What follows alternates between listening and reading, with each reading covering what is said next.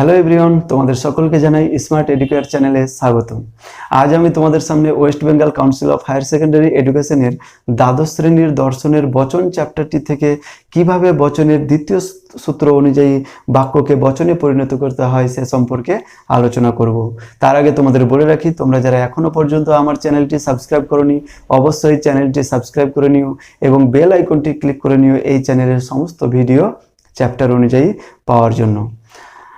তাহলে শুরু করা যাক আজকের মূল আলোচনায় যাওয়ার আগে তোমাদের আরেকটি কথা বলে রাখি, এই ক্লাসটি দেখার আগে তোমরা অবশ্যই এর আগের ক্লাস অর্থাৎ 1 নম্বর এবং 2 নম্বর ক্লাসটি অবশ্যই করে নেবে, না হলে কিন্তু এই ক্লাসটি বুঝতে পারবে না। তাহলে শুরু করা যাক আজকের আলোচনার বিষয় হচ্ছে বচনের দ্বিতীয় সূত্র অনুযায়ী কিভাবে আমরা বাক্যকে বচনে পরিণত করি। তাহলে বচনের দ্বিতীয় সূত্রটা কি সেটা আগে আমরা জেনে নিই।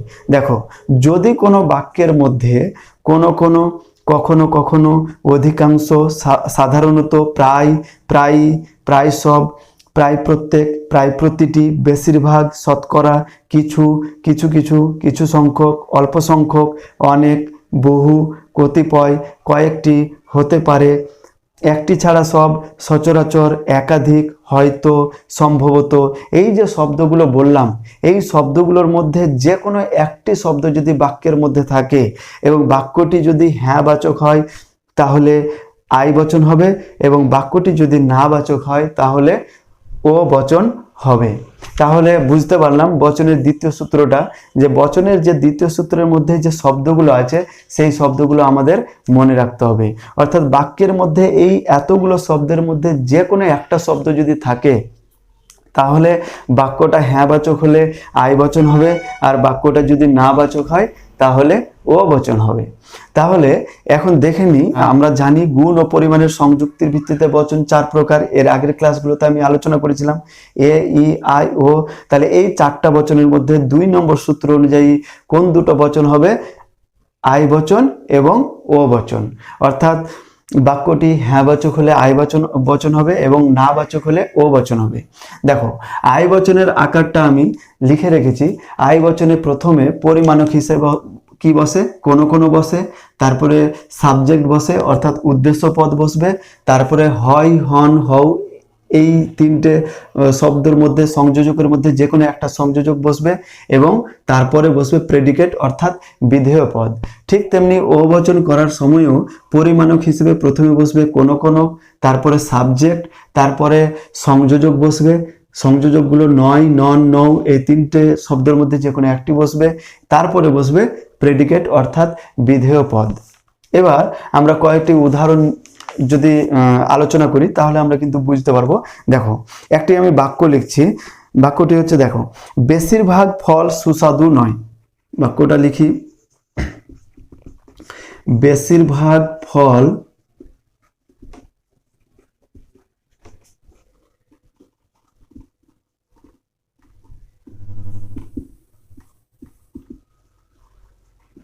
সুস্বাদু নয়। বাক্যটা লিখলাম। তো দেখো, এই বাক্যটাকে আমরা কিসে পরিণত করব? বচনে পরিণত করব। তাহলে বাক্যটাকে যদি বচনে পরিণত করি তাহলে এই যে 4টা বচনের মধ্যে কোন বচন হবে?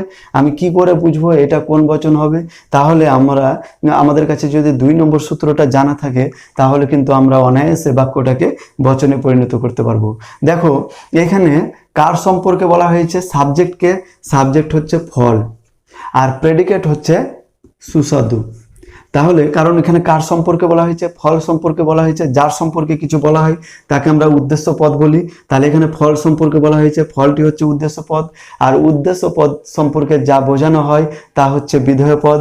এখানে উদ্দেশ্য পদ সম্পর্কে কি বোঝানো হয়েছে? সুস্বাদু নয়, অর্থাৎ সুস্বাদুটি হচ্ছে কি বিধেয় পদ অর্থাৎ প্রেডিকেট।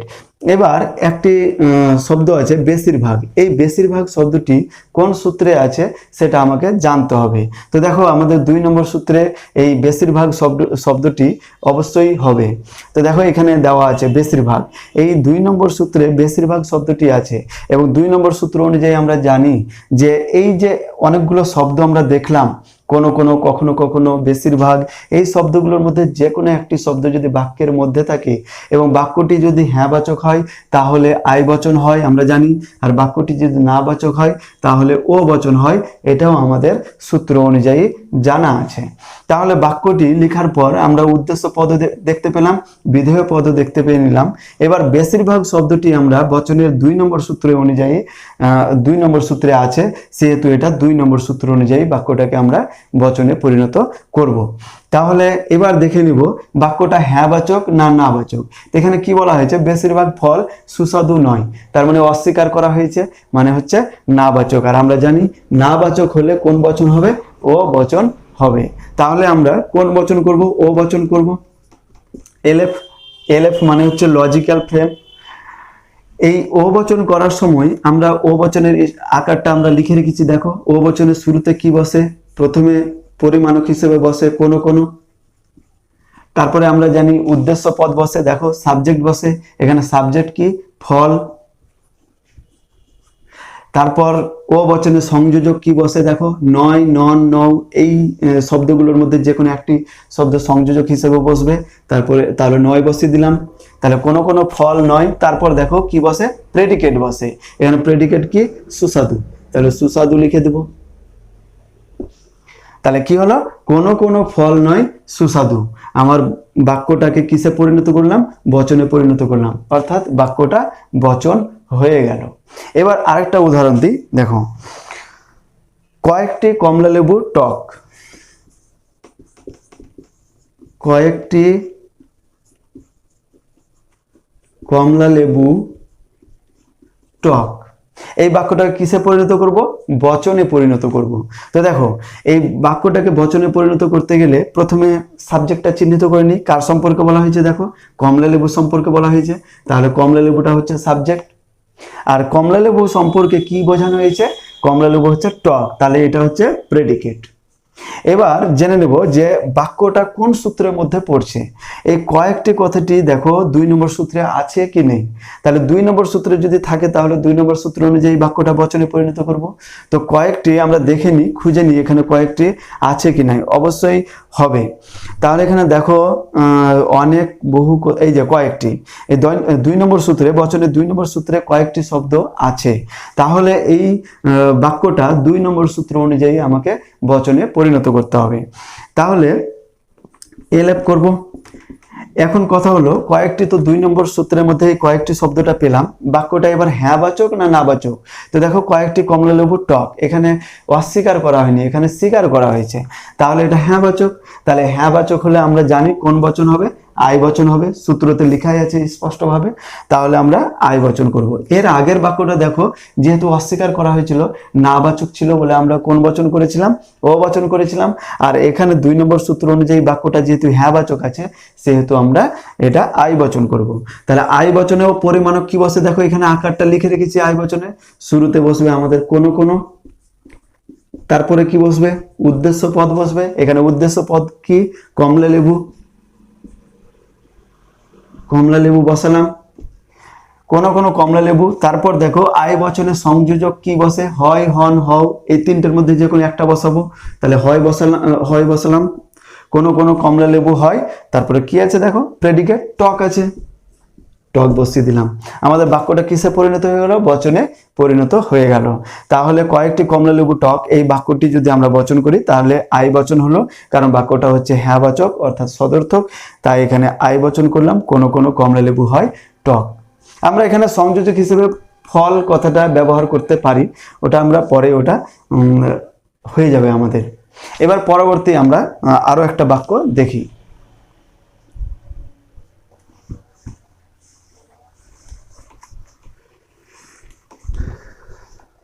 দেখো কি বলছে, বেশিরভাগ ছাত্রই বুদ্ধিমান। পরের বাক্য লিখি, বেশিরভাগ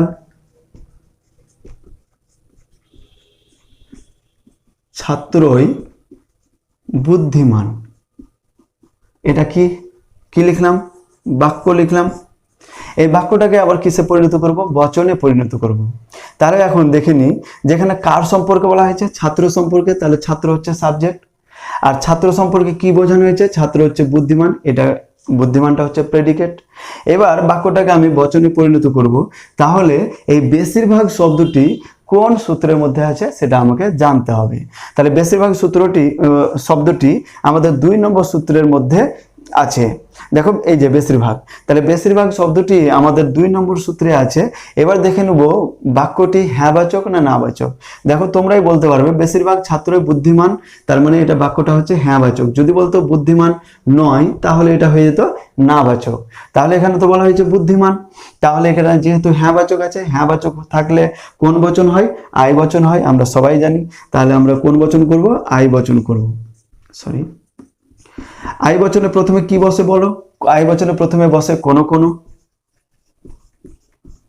তারপরে বসে সাবজেক্ট, তারপরে বসে সংযোজক, তারপরে প্রেডিকেট।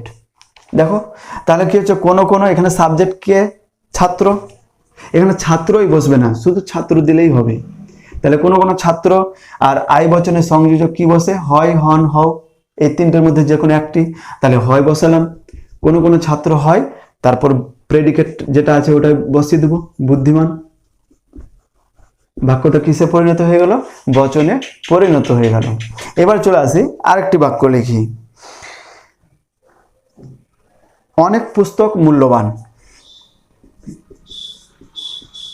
অনেক পুস্তক মূল্যবান, এটা কি লিখলাম? বাক্য। এই বাক্যটাকে কিসে পরিণত করব? বচনে পরিণত করব। এখানে কার সম্পর্কে বলা হয়েছে বলো? দেখো পুস্তক সম্পর্কে বলা হয়েছে, সেহেতু পুস্তক হচ্ছে সাবজেক্ট। আর সাবজেক্ট সম্পর্কে কি বোঝানো হয়েছে? যে পুস্তক হচ্ছে মূল্যবান, তাহলে এটা হচ্ছে প্রেডিকেট।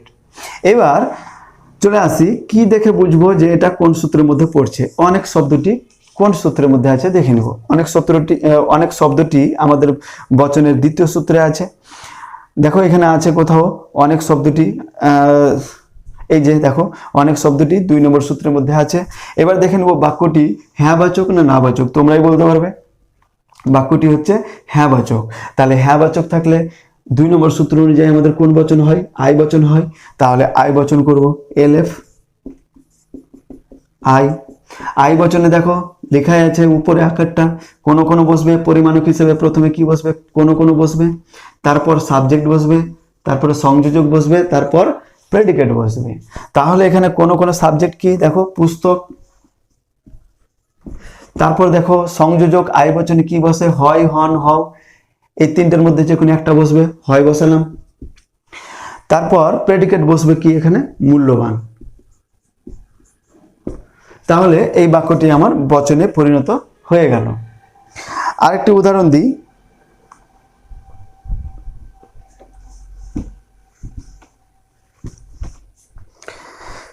কিছু সংখ্যক শিক্ষক এমএ পাস। বাক্যটা লিখি,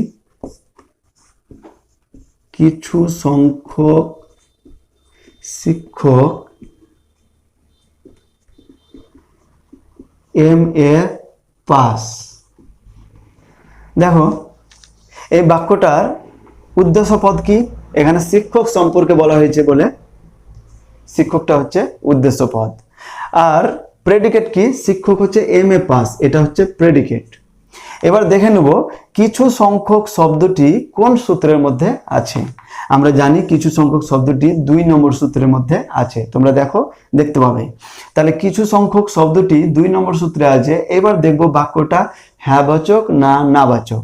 তো বাক্যটা অবশ্যই স্বীকার করা হয়েছে হ্যাঁবাচক। তাহলে হ্যাঁবাচক থাকলে আমরা জানি যে কোন বচন হয়? আই বচন হয়। আই বচনে প্রথমে পরিমাণক হিসেবে কি বসে সেটাও আমাদের জানা আছে। প্রথমে বসে কোনো কোনো, তারপর সাবজেক্ট, তারপর সংযোজক, তারপর প্রেডিকেট। তাহলে এখানে কি বলা হয়েছে? কোনো কোনো বসিয়ে দিলাম। সাবজেক্ট কি? এখানে সাবজেক্ট হচ্ছে শিক্ষক। তারপর আই বচনে সংযোজক হিসেবে হয়, হন, হও, এই তিনটের মধ্যে যে কোনো একটা শব্দ বসাবো, হয় বসালাম। তারপর বসাবো প্রেডিকেট অর্থাৎ এমএ পাস। বাক্যটি আমার কিসে পরিণত হয়ে গেল? বচনে পরিণত হয়ে গেল। তাহলে আমরা আজকের ক্লাসে কি জানলাম? বচনের দ্বিতীয় সূত্রটা জানলাম। বচনের দ্বিতীয় সূত্র অনুযায়ী বাক্যটাকে কিভাবে বচনে পরিণত করতে হয় সে সম্পর্কে জানলাম। আমি কয়েকটি উদাহরণ দিলাম।